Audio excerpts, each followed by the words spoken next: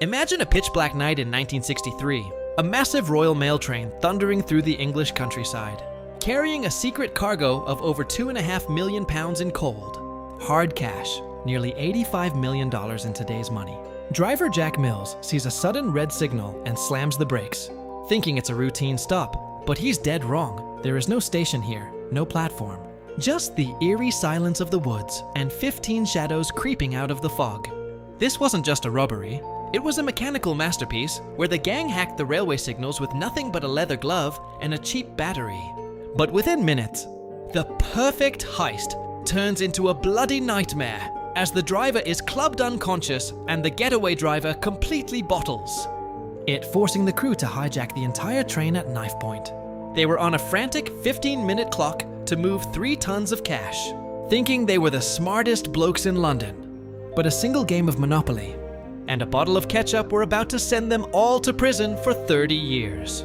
How did a heist of the century leave behind a trail of breadcrumbs so obvious a rookie could follow them? And who was the mysterious Ulsterman, the inside man who vanished into thin air and was never caught? Stick around, because the story of the Great Train Robbery is absolutely wild. Welcome to Truthful. If you're liking what you see, let me know in the comments. And now, let's dive into the story. In the summer of 1963, a crew of London's most notorious geezers and heavy hitters decided they were tired of small-time scores. They wanted the big one, the legendary money train from Glasgow to London. Leading the pack was Bruce Reynolds, a mastermind who didn't just rob places. He studied them like a scientist. But even a genius needs a plug.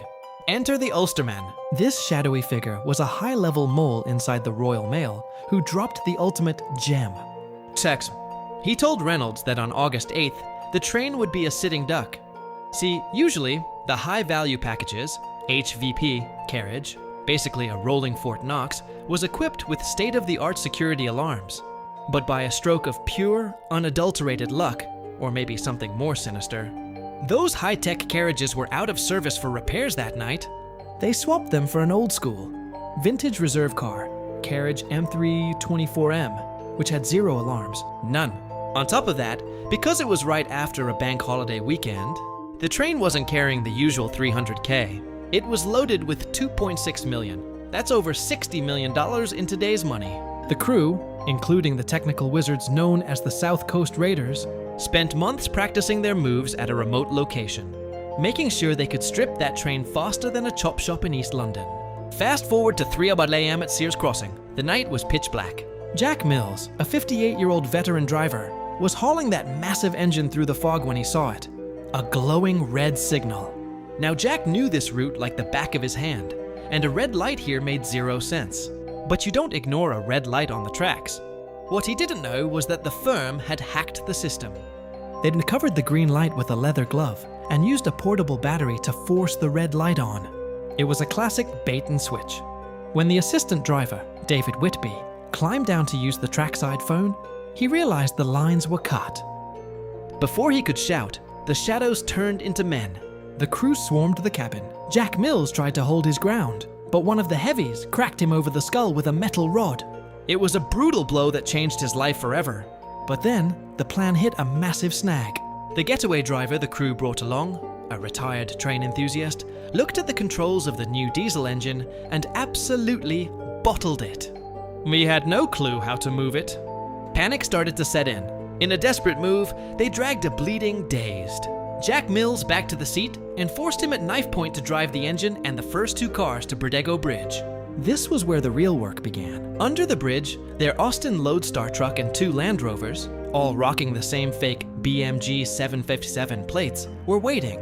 They smashed the doors with axes, terrorized the guards, and formed a human chain, tossing 120 sacks of cash, nearly 3 tons of paper, into the trucks in a frantic 15-minute window. They were so on the clock, they even left 8 sacks behind, literally leaving millions on the floor just to beat the police response time. The crew sped off to their hideout, Leatherslade Farm, located about 27 miles away.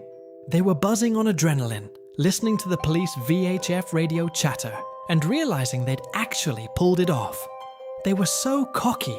They started doing the most baller move in history.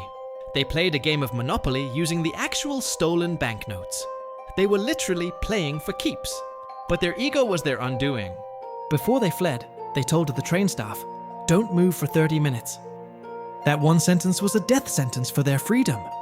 The cops realized that if they only needed a 30-minute head start, they had to be hiding within a 30-mile radius. As the heat intensified and helicopters started circling the area, the gang panicked. They split the dough and paid an associate a fat stack to burn the farmhouse to the ground and wipe the prints. But that guy, he took the money, swiped left on the job, and vanished without ever lighting a match. When Scotland Yard raided the place, it was a forensic gold mine.